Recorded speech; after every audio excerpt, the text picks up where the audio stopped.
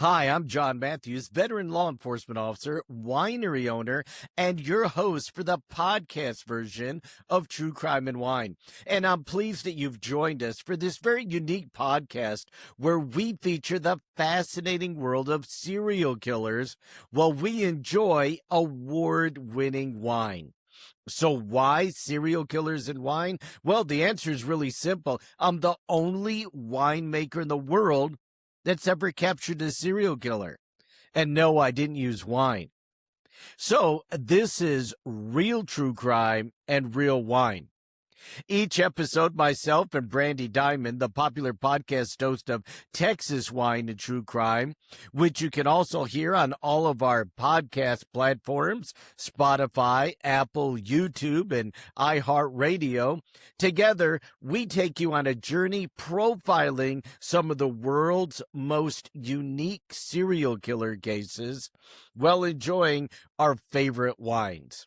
I've got my favorite one today, a Casaro Winery wine. It's our multi-award-winning Giraldago. It's called Crime Scene. And yes, I made it for my true crime lovers. Now, we're going to talk about that a little bit later, but grab yourself a glass of Killer Cabernet or Murderous Merlot and join us on this podcast version of True Crime and Wine.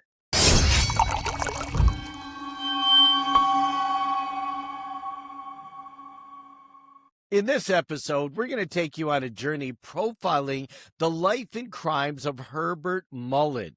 Now he's a serial killer that you probably have never heard of. He's a rare, delusional serial killer, and not in the sense of I'm going to plead insanity to try to save myself from the death sentence, which he did, but a rare delusional serial killer that really was delusional. He thought that by killing, he was going to stop earthquakes. He thought by killing, he was going to save the world from pollution. I want to welcome in my co-host, Brandy Diamond. And Brandy, this is a really unique case. And even after he was captured, the police didn't realize the extent of his crimes. Because get this, in addition to Mullin being delusional, his killing spree overlapped with the killing spree of infamous serial killer Ed Kemper. They were killing in the same place at the same time, and the police were totally confused. How about that? Two serial killers in the same place at the same time. Yeah, I would like to talk to you one day, John, about how statistically rare or unrare that is. But Mullin is delusional, very different than the other serial killers we've spoken about. And like you said, Ed Kemper is actually committing crimes and murders at this time in San Francisco. So it will be very interesting to see the overlap of this and what police thought when they finally found Mullin. Yeah, a very interesting overlapping case of two serial killers in the same place at the same time. And we're going to work through the entire case right now.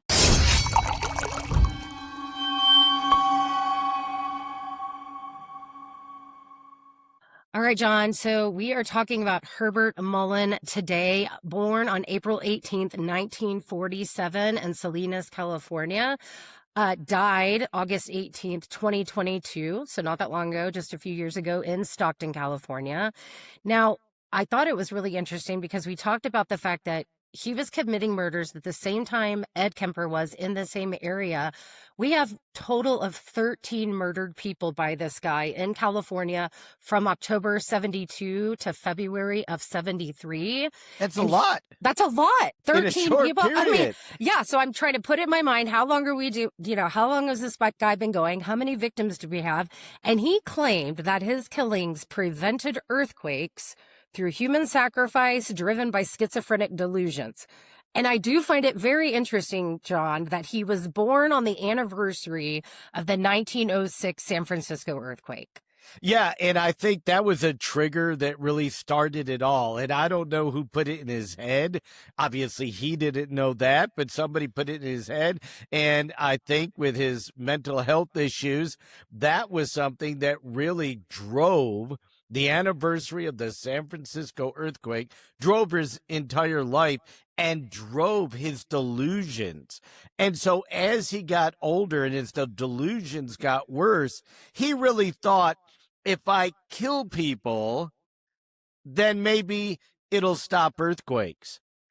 Kind of strange, but again, this guy was delusional, schizophrenic. He heard voices, and we're gonna get into that. Now, his father was a World War II veteran. He was stern, but certainly not abusive by any counts. And the family actually moved to San Francisco before he was even 5 years old. But then he grew up in Felton, California, not far away. And this is going to be one of those guys that when we look back at their early life and their childhood, we're not seeing very many red flags. One of those unique cases, sometimes, Brandy, we're checking all the boxes, right? Right. You know, 10 minutes into the show, oh, wow, this is going to be a bad person. He or she is going to kill a lot of people. But with Herbert Mullin, he was very popular at San Lorenzo Valley High School. He played football. And get this, at 16, he was voted most likely to succeed. Mm. So his peers, he was well adapted, obviously a good communicator, and his peers voted him most likely to succeed. I just found that absolutely amazing, because how many serial killers have we covered that had just horrific upbringings, Yeah. abuse, poverty, sexual assault, everything else.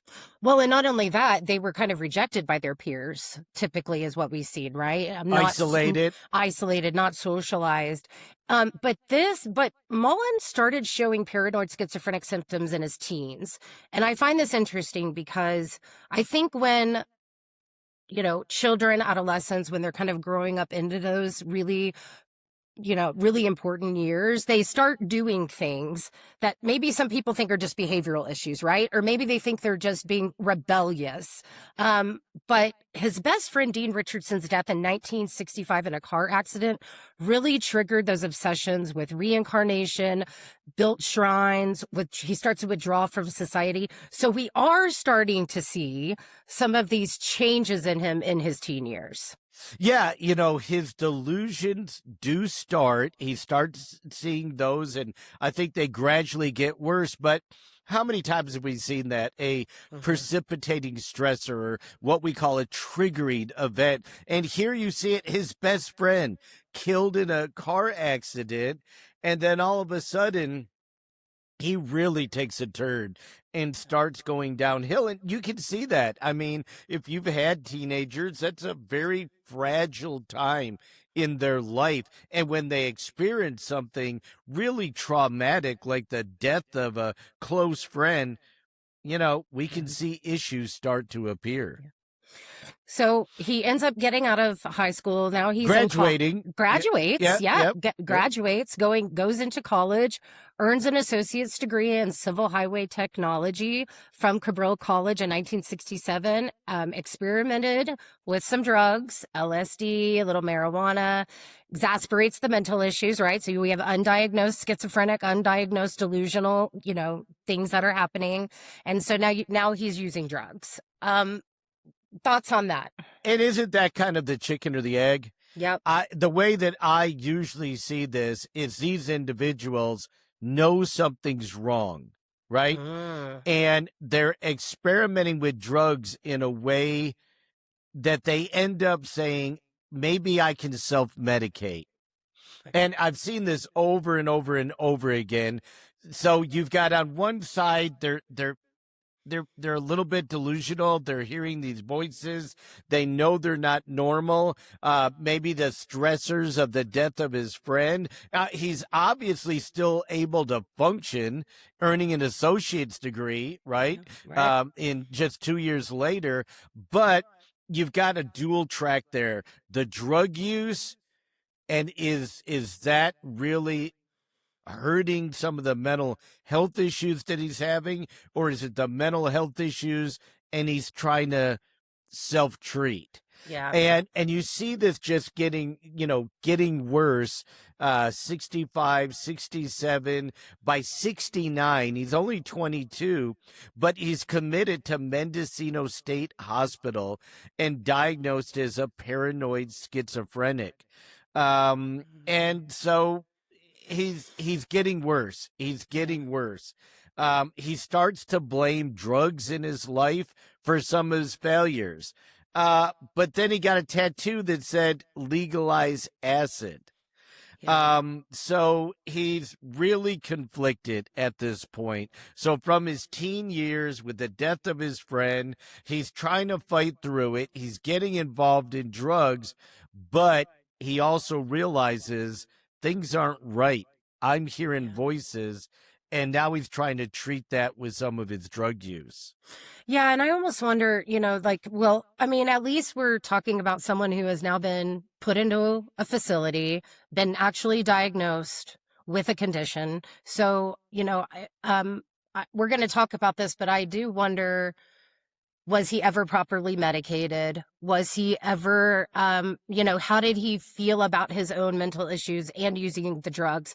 Maybe the drugs just let him forget about it. Maybe it stopped the voices on some level a little bit for him. I'm not really sure, but we don't see a lot in the childhood, but now we see a lot going into the late years, early 20s. What are you picking up now as we're kind of going and profiling this guy? I think it's that conflict is what I'm looking at. The conflict between, am I hearing the voices? Is that because I've got mental health issues? Am I hearing the voices because of my drug use? Does my drug use help eliminate the voices? Does self-medication work? Is it making it worse? Am I having these LSD trips and now I'm hearing even more voices? So I think this is a very, very confusing time. And I've worked with many, many people with mental health issues over the years. They don't like their mental health medication. They don't like how it makes them feel. It makes them slow. It makes them lethargic. And then what do? They stop taking their prescribed medication and they start self-medicating. So don't know if it happened in this case, but that is very, very common. So when we start looking at the boxes there, checking the boxes on early life and teen years, substance abuse by the parents, no, but certainly by him. Abusive family members, no. Mental health issues, yes. We know he's already committed by age 22. We don't know about any possible traumatic brain injury. He seems like a fairly normal, well-adapted individual, being voted most likely to succeed when he was 16. I don't have his IQ down, but obviously he's average or above. Graduated from high school, got an associate's degree in engineering, right? Yeah. Social skills. Obviously, he's got some good social skills on the football team, popular enough to get voted most likely to succeed. So he's checking some boxes, not checking others, but certainly not checking enough that I think it would lead us to believe that something horrible is going to come because of his life. Yeah, and I think it all goes back to the delusions, right? The descent really into his delusional state. He ends up getting a job at Goodwill Industries after, college. But John, he's committed to 5 mental hospitals, by his mid-20s. Right. And, there's a couple red flags right there. He's got a high school degree, right? This is the 1960s. He's got a high school degree. He's also already got an associate, but he goes to work for Goodwill Industries. We're not talking about a corporate job. We're not talking about an engineering job. So right there, they don't line up, right? As you're looking at this, you're going, wow, this guy seems fairly intelligent, fairly articulate, got a degree, can go places, but isn't. And then we realize by his mid-20s, remember, he was 22 when he first got committed. By his mid-20s, he's committed 5 times. So he's going downhill very, very quickly at this age. Most of the time he was discharged as no harm despite showing the symptoms for his schizophrenia. By 1972 at 25, he's living back with his parents in Felton, and then stopped using drugs in 1973, but then the hallucinations intensified. And I think he was struggling with that, right? Yeah. And I think he was struggling, and he was trying to figure out, are the drugs causing this? Are the drugs helping it? He's had several years of it. He's been committed 5 times, but he, as far as we know, he hasn't committed any crimes or hurt anybody. So you can see why medical staff went, yes, he's delusional, but he's not a harm, or he's not a threat, at least up to this point. And so he keeps getting released, even though his hallucinations keep getting worse. And by this time, we know that he's telling doctors that he's getting telepathic commands from his father. So his father's not telling him to do things, but he's getting these telepathic commands from his father. So we can really see this kind of descent into darkness, right? So, John, I have a question about that. So his father not being abusive, but maybe very demanding, maybe asking a lot of his son, we'll just kind of say going that direction. Do you think there was some childhood trauma with his father on some level of that, and that's why he hears the demands coming from him? I mean, I find it interesting they all just come from him. Yeah, I didn't see any connection. And a lot of times with serial killers, we see the mom connection, right? Very rarely hear about the dad. So again, we try to bring you unique and different cases on this show. And this certainly is a unique case where he was hearing something from his dad. I don't know. It could have been he looked up to his dad. His dad was a World War II veteran. So you never know. It certainly wasn't, at least at this point, like Son of Sam, where he said that he was hearing and taking orders from his dog, right? Yeah. So the dad's involved, but certainly we've got some big issues here.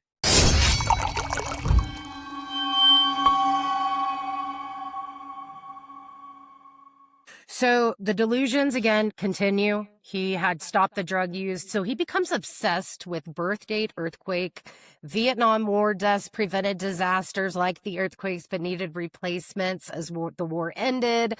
Human sacrifice. So he's thinking of these very strange, worldly events, right? And putting them together in really weird combinations. Yes. So let's kind of break this down a little bit. So he told doctors, I was born on the anniversary of the San Francisco earthquake, one of the worst in U.S. history. Tremendous death and destruction. And he says, I was born, and that's a sign. That's a sign. And in order to stop earthquakes, he believed there needed to be some other traumatic event going on somewhere in the world. So he felt as long as the Vietnam War was going on, that's why they weren't having earthquakes anymore in San Francisco. So you see these kind of really strange links. Now, we're getting to the end of the Vietnam War. So now his brain is telling him, whoa, the war's ending. What's going to stop the earthquakes? And in his mind, he said, I've got to have there's got to be another tragedy to stop these earthquakes. And in his mind, he felt that human sacrifices would stop the earthquakes. Now, wait a second. I'll let you talk about that whole thing. But let me throw another curveball at you, because at the same time, he's also worried about pollution in the world, and that people are destroying the world by polluting it. Okay. Which they are, and we've been talking about pollution for I don't know how many years and see commercials, and so but I do find it interesting that his tendencies and his thoughts are around like worldly issues, like around people, people inflicting, right? People have to pollute in order for the world to be polluted, right? So, I don't know. Is it going to increase a hate for people? Is it going, like you mentioned, a human sacrifice? Why people? Is it because we are the evil of the world that are causing these problems? I just find this very interesting of how his mind is really just going to how to make a better world by getting rid of people. Yeah. And he's not, I think it was a good point what you just said. He's not focusing on him, his family, his school, his church. Most of these killers focus on their immediate environment. Matter of fact, I can't think of one that we've covered. This is our third season now. I can't think of one serial killer that we covered that was worried about worldwide events, right? That was worried about huge natural disasters or war or pollution, So very, very interesting to kind of look at this, but the delusions are on a very grand scale, let's say. Yes. Right? Well, he starts taking this into his own hands on October 13th, 1972. Lawrence White. John, is this the first known victim?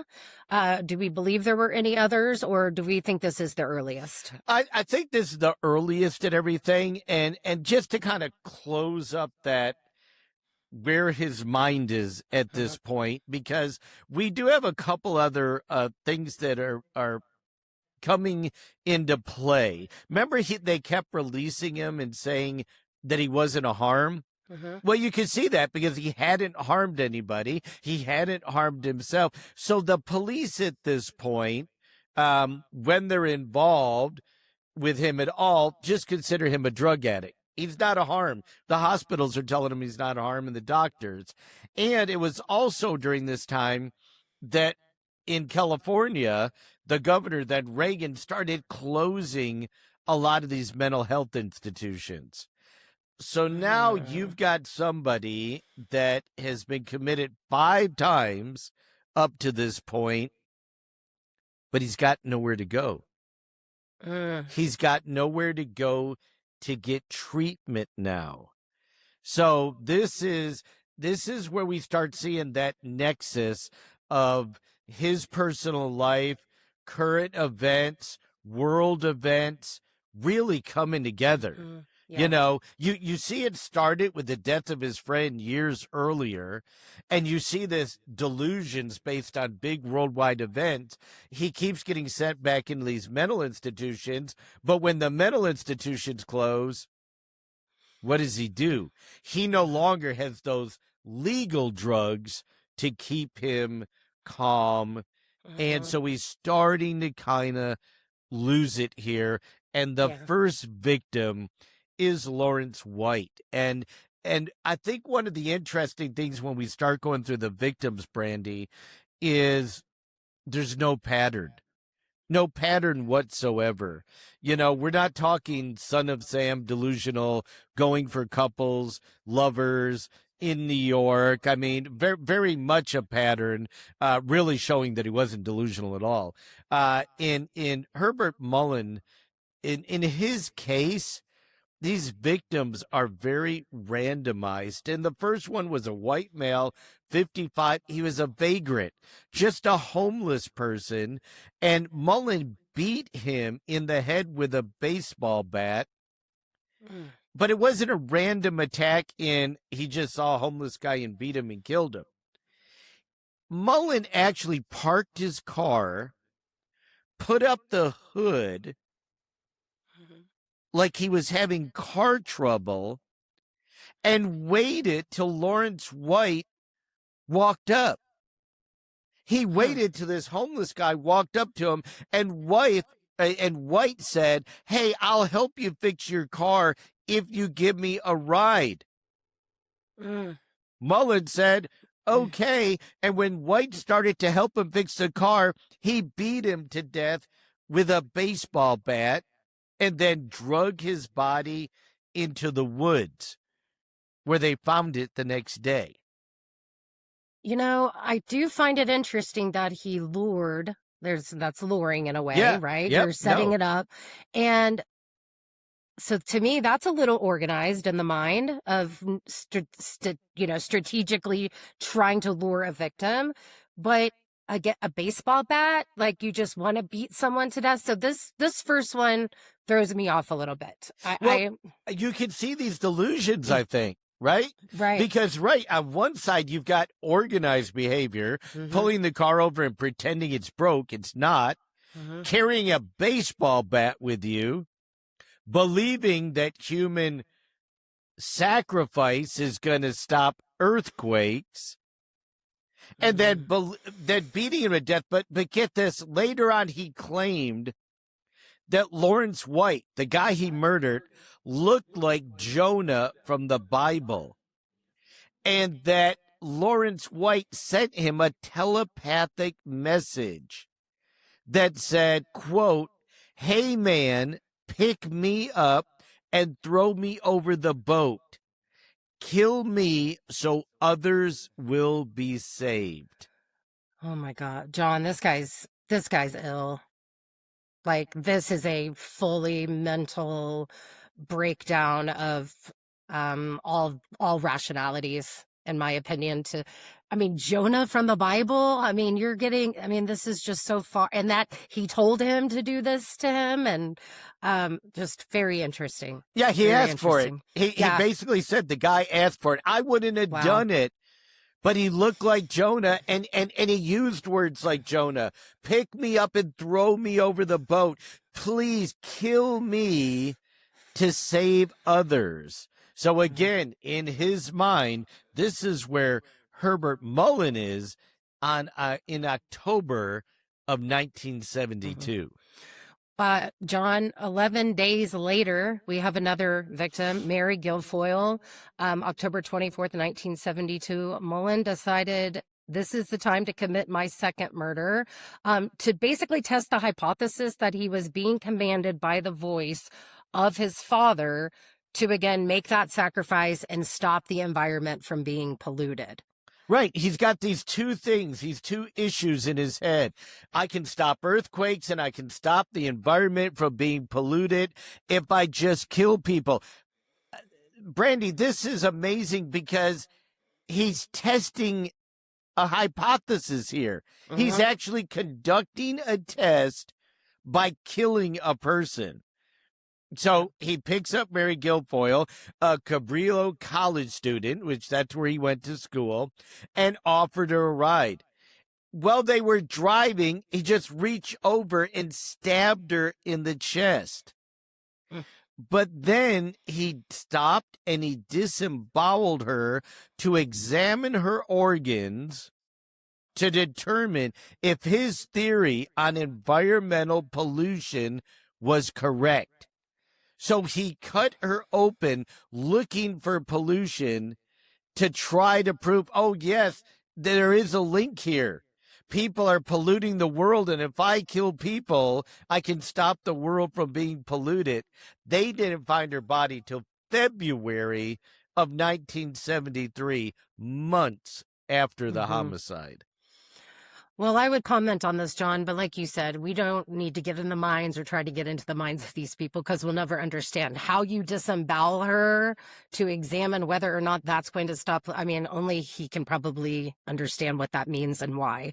But that's very interesting. Well, but that's a great point, Brandy. You know, when we're profiling in law enforcement, you have to try to pick up the pieces that you think you can run with, and then you have to know to leave the other pieces behind. You're never going to be able to rationalize somebody that's killing to stop earthquakes or to stop pollution.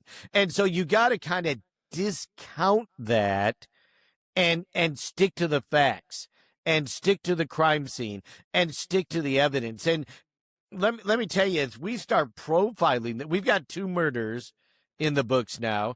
And when we start looking at that, it's very confusing to the police, right? There's no consistency in victimology. White male, 55, white female, young college student, homeless person that comes to your aid, college student that you try to aid by giving a ride.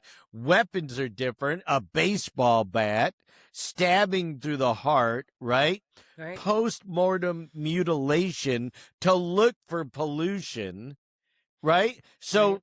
as we're trying to look at these first two cases, it's not a whole lot to work with and not a whole lot to go on because they're so varied. And then when you throw into it what they don't know now, but they learn later, that there's telepathic commands from his father, and he's doing it to prevent earthquakes and pollution, you can see why authorities would be really, really frustrated and not even able to link these first two homicides together.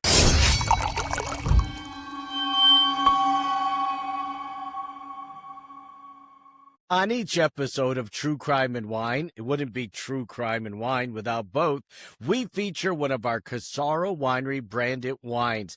And today I've got the crime scene.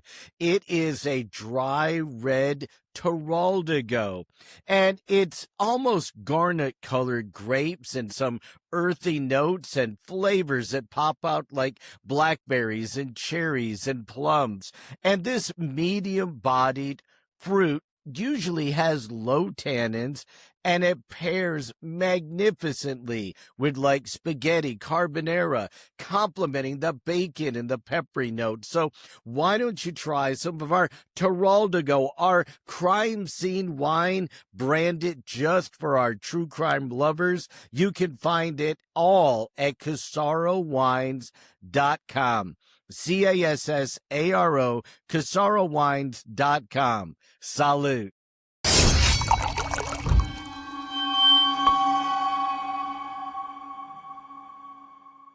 All right, John. So we are going to be talking about the third victim, a Catholic priest. He was actually killed in the confessional. So we're in November 2nd of 1972. This is at the time, this is Father Henry Tomei. Mullin starts having doubts about the hallucination and the instructions that are coming from his father. So he drives to St. Mary's Catholic Church in Los Gatos to confess to a father, a priest, in a confessional. But he said that Father Tomei volunteered to be the next sacrifice. He hit, kicked, and stabbed him to death before fleeing unnoticed. So you have him going to a Catholic church to talk about the hallucinations and the instructions from his father, maybe to get some help. I don't know. Maybe that's kind of what he's thinking, or at least some advice. So yeah, a lot of people go to churches when they're feeling in doubt and need some guidance, but then he ends up killing him, John. Yeah, again, that's just this weird dichotomy that we're seeing with this individual. He knows something's wrong, right? He knows something wrong. And a lot of the mentally ill folks that I've worked with in the past, they know it. They know they need to be on medication, whether prescribed or self-medicated or whatever. They feel something's wrong. He obviously knows something's wrong because he drives to a Catholic church and he says, I'm doubting these hallucinations. I'm doubting what my dad is telling me telepathically. Let me go talk with somebody. That seems good, right? Right. That seems good, and wow, you're getting help, and you're going to get advice, and maybe you'll get some assistance from the church, or maybe they'll put you into a program or offer something up. And then during it, his delusions take over. Yeah. During confession, the delusions take over, and he says, "Oh, Father Tomei, volunteer to be my next sacrifice." Well, it's just like what happened with the vagrant, right? Mm-hmm, He right. said the vagrant looked like Jonah and said, "Pick me up, throw me overboard, save others." And I can see a Catholic priest in a confessional talking about, a savior, and talking Mm-hmm. about spirituality and talking about saving mankind. But in his delusional mind, Mhm. he took it like, don't pick on the world, don't kill anybody else. You can take me for your sacrifice. He hit him, he kicked him, he stabbed him to death. So he had a knife with him, he had a weapon with him. Part of him was, I need help, but he had a weapon with him, and then he just fled the church. So again, for police, totally in the dark. Look at the 3 murders so far. A vagrant on the street beat with a baseball bat. A young female college co-ed stabbed in the car during a car ride as she's just trying to get somewhere on campus. And now a Catholic priest in his own confessional beat to death. John, do you ever, let me see how I can ask this question.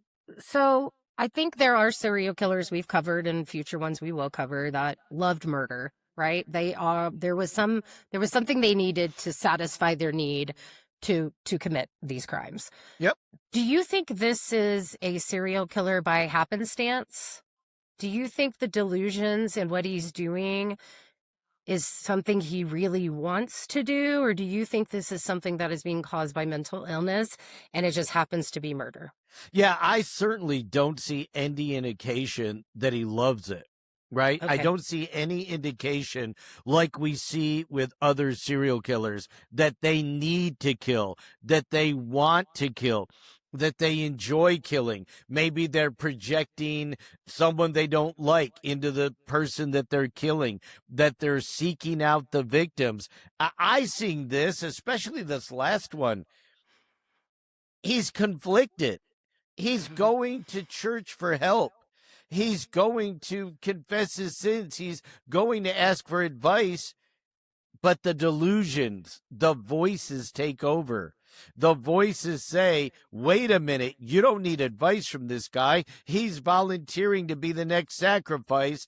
Go ahead and kill him. Make the world better. So, no, I certainly don't see that Rodney Alcala mentality of he is a predator that is constantly on the prowl. I see this as a very sick individual that really is listening to the voices in his head. Well, maybe people will think different when we say in 1973 in January, he actually commits 5 murders in one day. So maybe some people will think, well, maybe he did enjoy killing, and maybe you can tell us a little more about that. But we have random victims here, John. We have Jim Gianeri, a high school friend who introduced him, to drugs years earlier. He shoots him.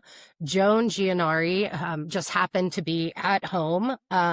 His wife, yeah. His wife shot as well. Kathleen Francis, a friend of Jim's, shot and stabbed multiple times. Damon Francis, a 4-year-old son of Kathleen, shot and stabbed. And then David Francis, a 9-year-old, the son of Kathleen, also shot and stabbed. So we have 5 murders in one day.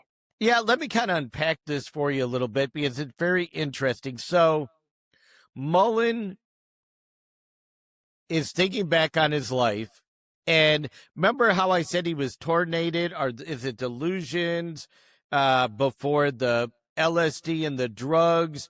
Or what's the combination? Is it prescribed medication? Is it self-prescribed medicating? He struggled with this for a decade now at this point almost.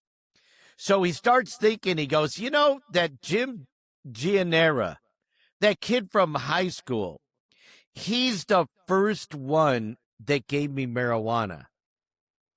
So the drugs is what caused the mental illness. So I'm going to go make him pay for me being a drug addict and me being mentally ill and me having hallucinations. So he kind of remembers, because again, he graduated in 65, I think. This is 8 years later. Kind of remembers where Jim lives. So he drives to where he thinks Jim lives, and he gets pretty close. And he goes up to the house that he thinks Jim's house, because why is he going there? He's mad. But is he going to kill him? We don't know yet, but he's mad because he believes if Jim hadn't given him those drugs in high school, he wouldn't be in this situation right now. So he goes up to the front door, but it's not Jim. It's Kathleen Francis. Well, Kathleen just happens to know Jim and Joan. They live right down the street. So Mullin actually got very close, right? He got very close to where Jim lived. So Kathleen goes, oh, yeah, I know Jim. I know his wife. They're actually 3 or 4 doors down. So if you just go down there, you're going to find him. So Mullin drives down there. He confronts Jim and says, it's because of you. I'm a drug addict and I'm mentally ill and I'm having hallucinations and I'm killing people. This is all because of you. Right? Jim says, dude, we were high school kids and tried some drugs. I didn't have anything to do with your hallucinations. I don't have anything to do. I've been seeing you in years. Wow. But Mullin says, wrong answer, and shoots him and kills him. So Mullin now is believing, yep, this is the guy that did it to me, so he's going to pay. That's what's going on in his mind. That's why I tell you, Brandy, don't ever get in their minds, right? Don't ever. That it is not a good place to be. So he shoots Jim. Well, he hears something in the other room. He didn't know it, but Jim's wife was home. She tries to get away, barricades herself in the bathroom. He kicks down the door and shoots and kills Joan.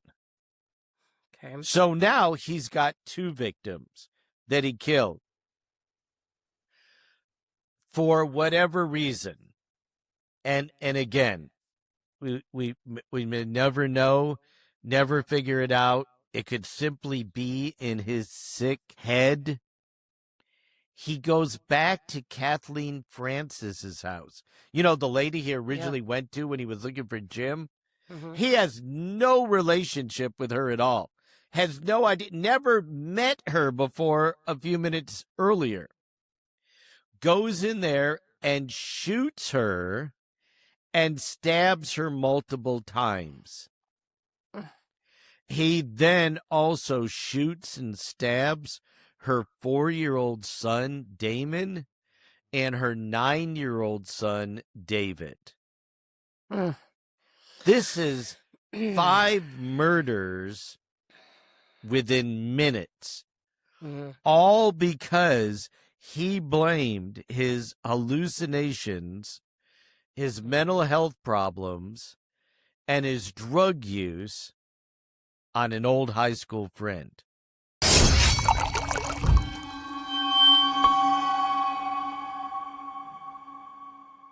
Well, yeah, that's a lot to unpack. And the returning to her house has me a little, I mean, I think he had every intention of confronting Jim. He brought a gun with him, right? Yep. So I think he was planning to hurt Jim. I don't think if Jim said, okay, you're right, I am responsible for all of this, if that would have even made a difference, right? So No. it doesn't even matter what he would have said, but he returns to her. So then I think to myself, a maybe more organized killer would think, well, she saw me. So because she saw me and because I just did this, I'm going to have to murder her and her entire family to make sure that they can't report me in the area. But that's logical thinking. I don't think he's thinking this. So, John, why do you think he returned? Yeah, I have no idea, because I agree with you. I don't think it was logical thinking, because then if you go down that path, well, she saw me, so she could put me here at the murders. That seems too normal, too organized, too, too premeditated. But do you then project that onto the children? Well, the children saw me, so I need to kill them. I guess I need to kill everyone that saw me. I don't know at this point what the delusions were or how they affected him. I think it's overkill, killing the wife. Yeah. right? I Right. can see maybe you've got 7 years of hatred built up. Maybe you really do feel and I've seen this with mass shootings, Brandy. Let me I'll give you an example. So you get fired from your job. Mhm. Now you can't find another job. You don't have any income. And you got to provide for your wife and you got to provide for your family, but you've got no money coming in and the bills are piling up, and then they're repossessing your car, and then they're going to repossess your house, and then your wife says, hey, if you can't work and you can't make money and you can't pay for things, I'm going to leave you and I'm going to take the kids. And so you have this downward spiral, right? Right. Who started that spiral? It wasn't you for not doing whatever got you fired or doing whatever got you fired. Who started that spiral? The firing, the employer. Right. The employer, the Hmm. guy in HR, the president of the company, whoever fired that individual. And this builds up and builds up and builds up. And I've seen this over and over again in mass shootings. There's a precipitating stressor, and there's somebody that gets blamed, and that's who they're going to go target. So I've seen that. I can understand him going, wow, if my high school friend didn't give me these drugs, I would not be in this situation. Mm-hmm. But Right. now he's killing everybody. He's killing his friend, his friend's wife, a lady he's never met before, and her 2 kids. Totally delusional. Well, and that was a very good comparison of that, because you see that in mass shootings, right? Someone who maybe they've never even met them at work. I mean, Yeah. people walk into facilities that are post office, right? Postal services. I mean, there's many roles in these companies, and they just go in and start shooting. They start with the one that they feel like, offended them or got them Right. in this situation, but then they just continue with no rhyme or reason to shoot others. Yeah. So, yeah, Collateral damage. collateral right? damage. Yep. John, we have February 10th. Okay, so now we have this tragedy. Yeah, go ahead. Let me just comment, because Sure. now 5 people murdered. Okay, it's Right. different. You murder a homeless guy. The college co-ed's going to get some attention and get some newspaper stuff. We now have 5 murders, right, on one street. Yeah. That's a lot of attention. Are the police now honing in on Mullin? Absolutely not. Right? Right. Matter of fact, when they looked at the 5 slain people, they simply said it must be drug related. It must be a drug deal gone bad. They did not connect the 2 crimes. They did not, and there's no way they could have. They did not connect the 5 murders with the murder of the priest in the confessional. They didn't connect it with the girl that was the co-ed at college. They didn't connect it with the vagrant, and there's no reason they would. What's our victimology? What's our crime scene? What's our geographic? Nothing. We've got absolutely nothing at this point. John, did they relate the murders on the same street to the same person, though? They related them together. Okay. In that there must have been some drug deal gone bad, right? Okay. Very rare. 5 murders on one street. We know that Mullin, his high school friend, had access to drugs in high school. Maybe continued that. Maybe they found drugs in the house. Maybe that's where that link came in. But the police said, we've got 5 murders. We think they're drug related. So the offender probably was the same person, but it was probably a drug deal gone bad. But that has nothing to do with a priest and a co-ed and a homeless guy. Yeah. So you can see how none of this, I mean, as I'm going back to my profiling notes, and you know how he's talking about checking the boxes? What boxes? What It's boxes? all over the place. Yeah, it's all over the place. I don't even know what boxes to check here. The victims are different. The crime scenes are different. The weapons are different. everything is different. Geographic profiling is different. I don't even know what boxes to check at this point. So they're not putting all this together besides the 5 that are on the street. But then we've got, again, February 10th of 1973, 4 murders in one day. Robert Spector, 18 years old, white male. Brian Scott Card, 19, white male. David Olicker, white male, 18. Mark Drebelby, white male, 15. So again, we've got 4 murders one day. I'm going to assume they were all not together. Or maybe you can clarify a little bit of that. But what do we know about this? Yeah, and so now you're not talking about a priest or a co-ed. You've got teenagers, and yeah, they were all together. And this is, to me, as delusional as it gets. But I don't know how you get any more delusional, right? This case is all over the board. So Mullin decides one day, I'm going to go hiking. And he goes out to a state park outside of Santa Cruz. And he comes upon 4 teenagers who he said were illegally camping. Now, some parks you can camp in and some you can't, and some you need a permit. I don't know. But Mullin took it upon himself to say that he was a park ranger and that he ordered them to leave the park because they were polluting the forest. Okay. These are 4 kids, right? Yeah. What did you say? 15 to 18 or something like that. 4 kids, 15 to 19, I think they were. And what do you think 4 teenagers do when a guy who walks up in regular clothes, right? No badge, no uniform, no gun, says he's a park ranger and tells them to leave? What do you think the kids do? I think they probably didn't do anything. They probably are like, who are you to tell us what to do? We're going to stay right where we are.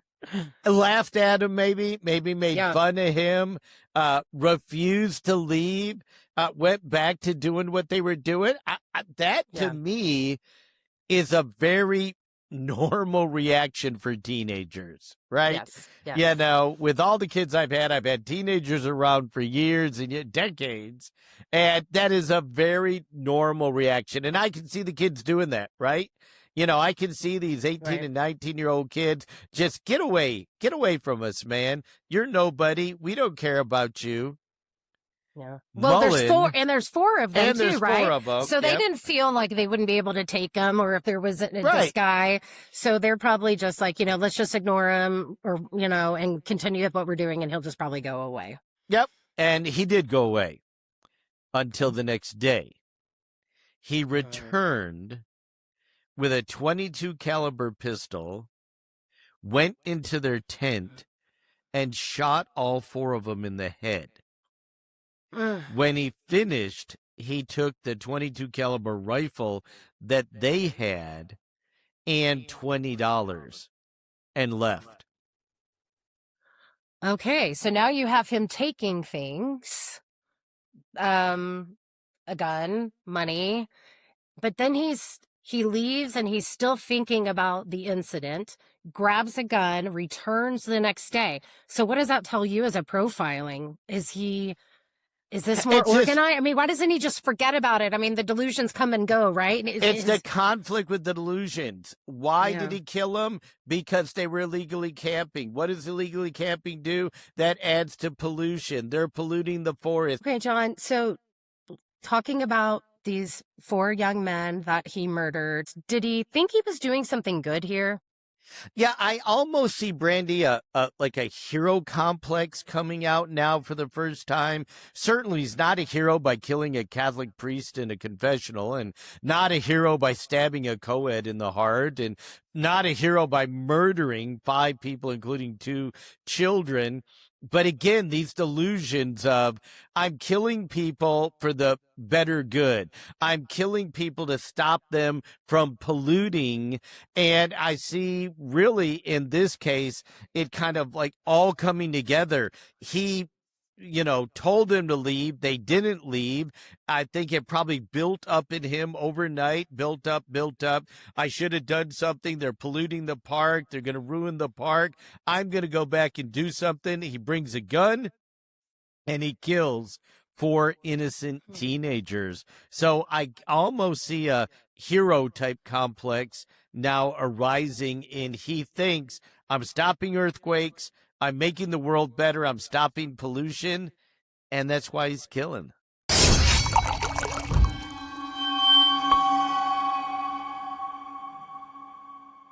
Brandy, as you can see, I've got one of our True Crime and Wine logoed hoodies on. Weather was going to get a little cooler this weekend. I went on Shop True Crime. That's our website for all of our logoed items for True Crime and Wine. Shop True Crime. I went on Shop True Crime and I said, I need a hoodie. They're 25% off this month, and it's a little bit cooler. I'm getting a hoodie. I can't believe it came. It's great. It looks great. It's soft. So if you need a hoodie or any other of our True Crime and Wine paraphernalia or logoed items like our True Crime and Wine wine glasses, go to shoptruecrime.com. Shoptruecrime.com and get your True Crime and Wine logoed items.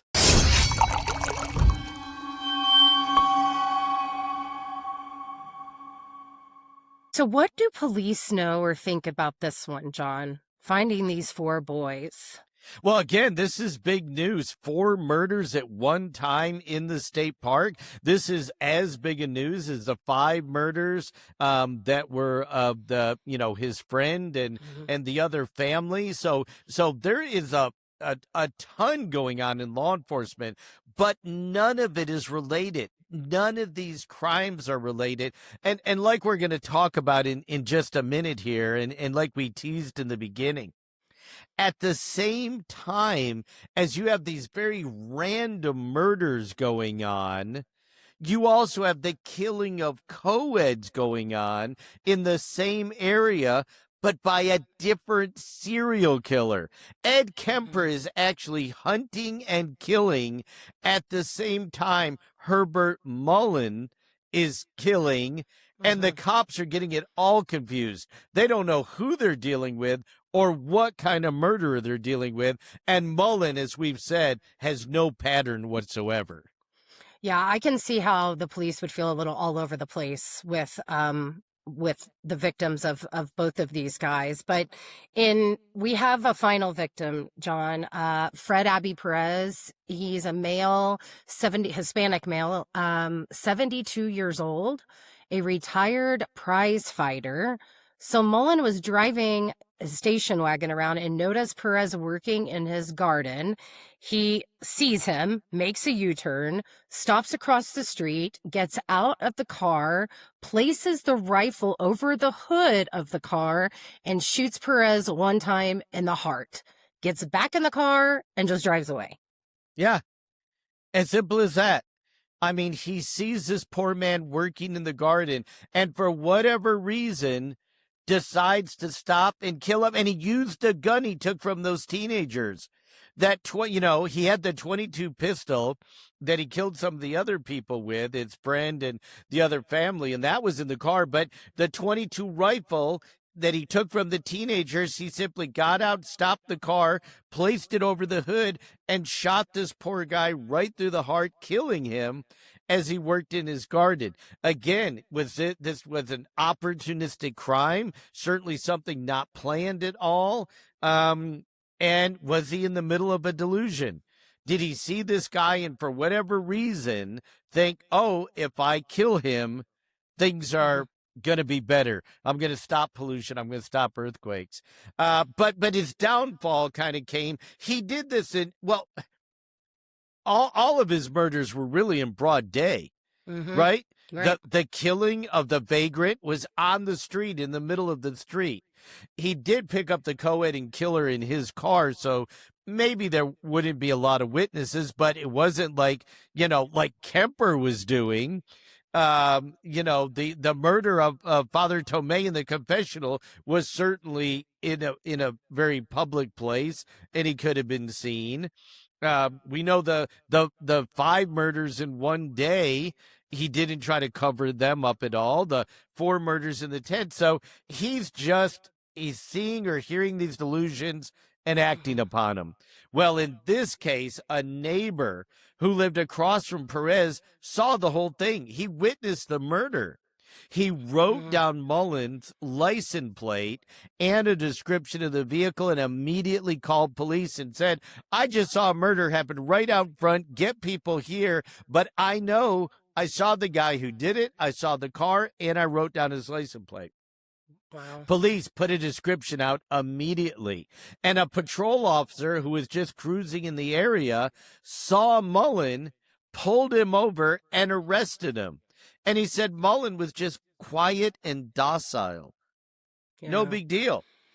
When he pulled Mullin over and got him out of the car, right on the seat next to him was the 22 pistol that he killed his friend's wife, and that family just a week before. So that gun was still sitting on the seat of the car. But Mullin didn't reach for it, attempt to use it, try to kill the officer, fight with the officer. He simply surrendered.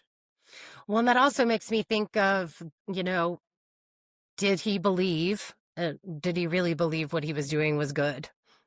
It could be. That hero complex could have progressed to the point where he went, well, you got me now, so no big deal. That's kind of what I'm thinking. I mean, no fighting back, no trying to escape, and, very, very interesting.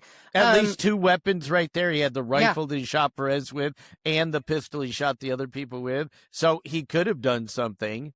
But then again, what's his delusion telling him? I don't know. We don't know. So he's arrested. The officer arrests him, but they don't connect him to the other murders. They are just focusing on Perez at this time. So did they start to make connections? Like you said earlier, Ed Kemper was committing murders at this time. What are they thinking when they have him in custody? Yeah, they really didn't. They had him on the Perez murder, and that's what they were going to charge him with and try to get him convicted of. But the MOs were so different. The victimology, the different locations. And you got to remember, Ed Kemper is killing young co-eds at this time. So certainly Mullin's second murder was a young co-ed, so we could see how they would get them confused.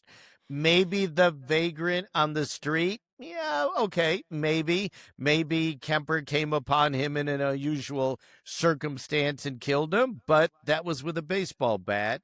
So again, a different MO.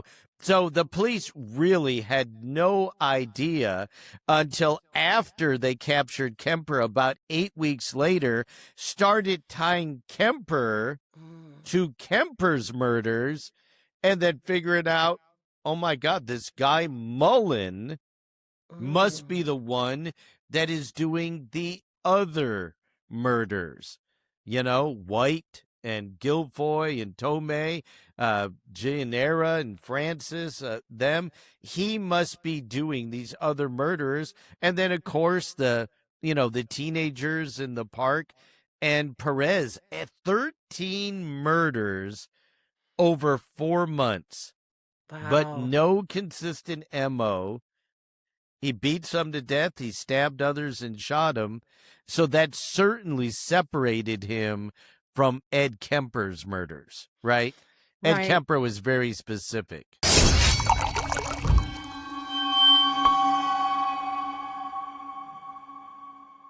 So did they start talking to him and asking him, did he confess to any of this? I know there was a trial.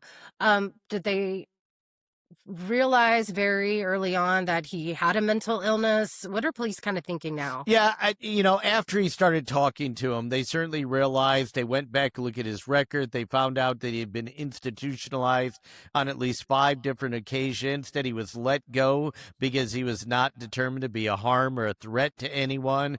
They found out he was a drug user. They learned about the connection with him and his friend who got him into drugs.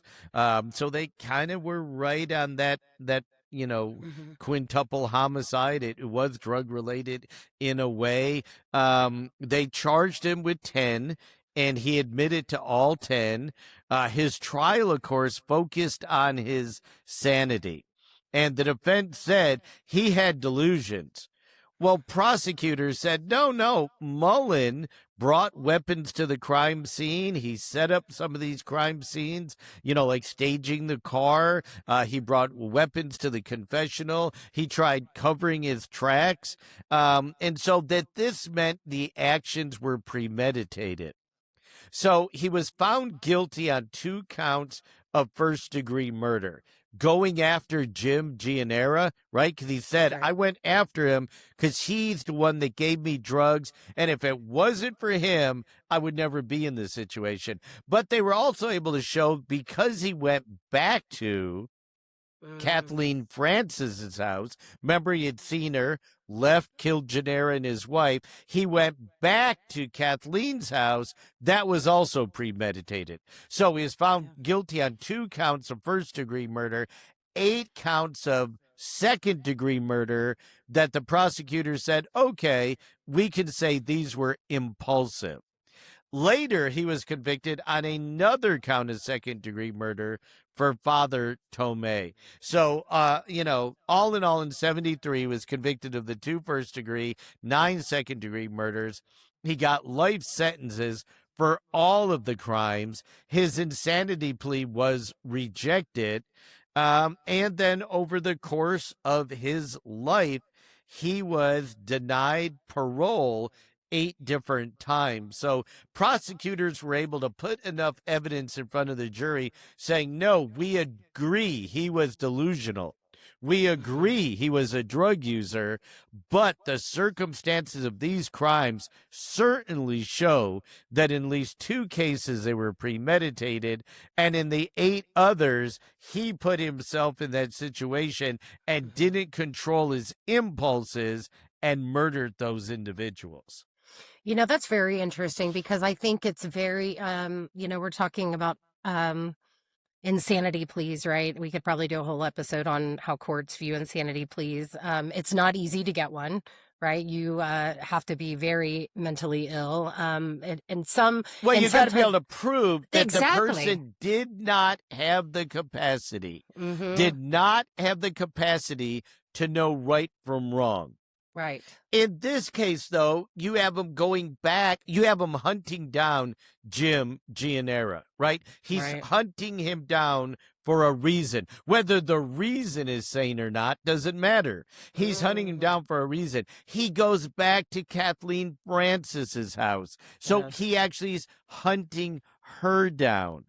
And then he's bringing a weapon and going back to the campsite. He's bringing a weapon to the confessional. He's bringing a weapon to the co-ed killing. He's bringing a baseball bat to the first killing. And he's got a .22 rifle in the final killing. So I think prosecutors are able to show it's not either or. Either you're delusional or you're not. You can be delusional, but you can still know the difference between right and wrong and commit these crimes. Yeah. Wow. Okay. So what do we know at this point? They have Ed Kemper.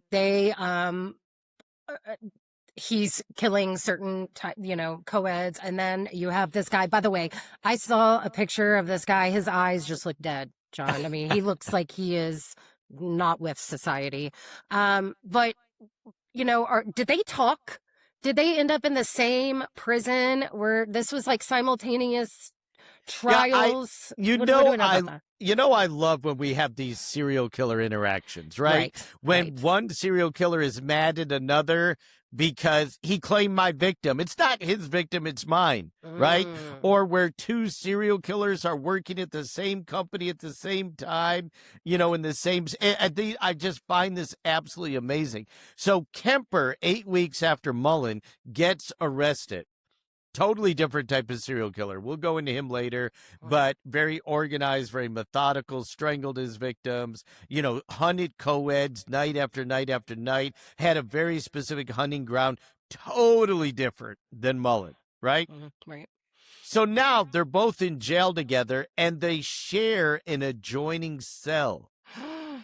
Kemper who is this huge mountain of a man that hunted down women, brutally strangled them, stabbed them, killed them, said that Mullin was the cold-blooded killer, said that Mullin hated people, and said that Mullin killed for no good reason at all. So he kind of discounted his delusions, kind of just said, yeah, he's delusional, but he didn't have a good reason. Not like me.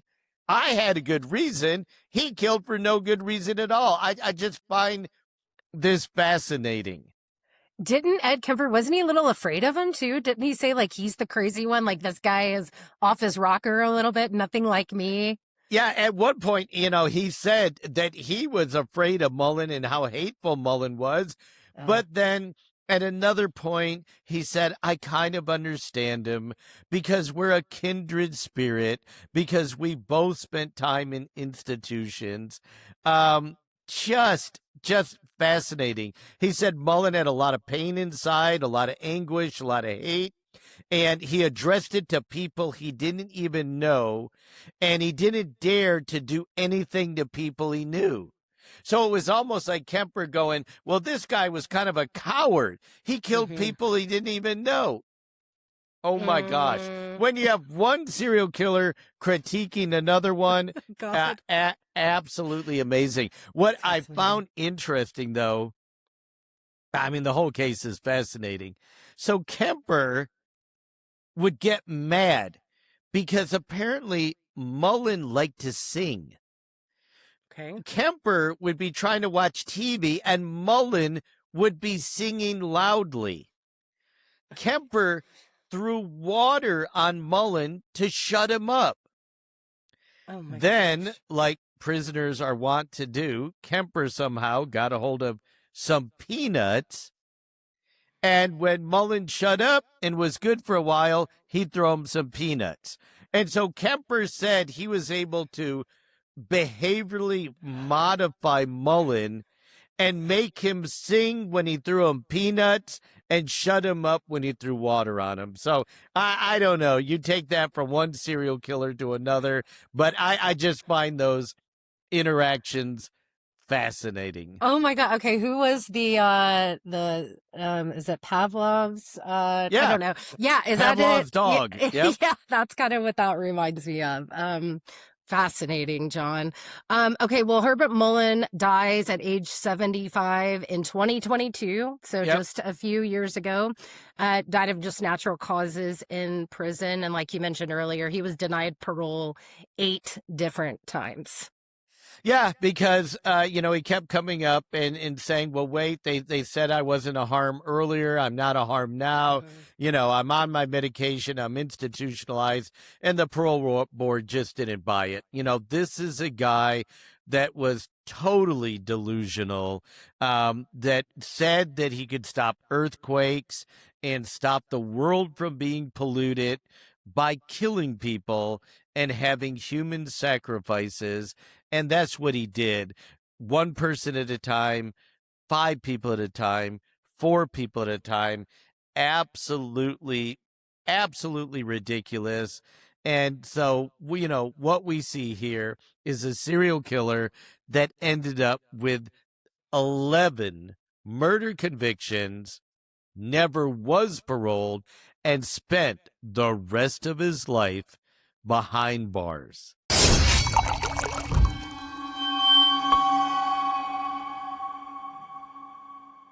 Now, as we put a cork in this edition of our True Crime and Wine podcast, remember, you can follow us on our socials at JJ True Crime and Wine, and you can purchase our great Casaro wines at CasaroWines.com, CASSARO wines.com, so that you can enjoy great wine and profile these serial killers along with Brandy and me. Now, I think that wraps up our business for today. And of course, I want to thank my co-host, Brandy Diamond, for joining me on this journey. And as always, our great producer, Lauren Bedsole, back in the Corsicana Command Center for helping to make this show possible. And I invite you to join us on our next episode, where we're going to feature a female serial killer who murdered men for money and was nicknamed Arsenic Annie. I'm John Matthews, and thanks for joining us for True Crime and Wine. Salute.